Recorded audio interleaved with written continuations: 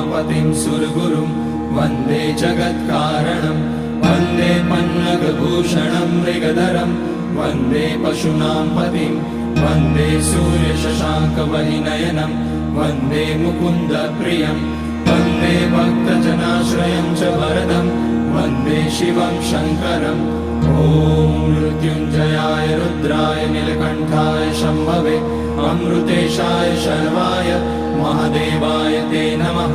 नमस्तेऽस्तु भगवन् विश्वेश्वराय महादेवाय त्र्यम्बकाय त्रिपुरान्तकाय त्रिकाग्निकालाय कालाग्निरुद्राय नीलकण्ठाय मृत्युञ्जयाय सर्वेश्वराय सदाशिवाय श्रीमान् महादेवाय नमः। ॐ नमः शम्भवाय च मयोभवाय च नमः शङ्कराय च मयस्कराय च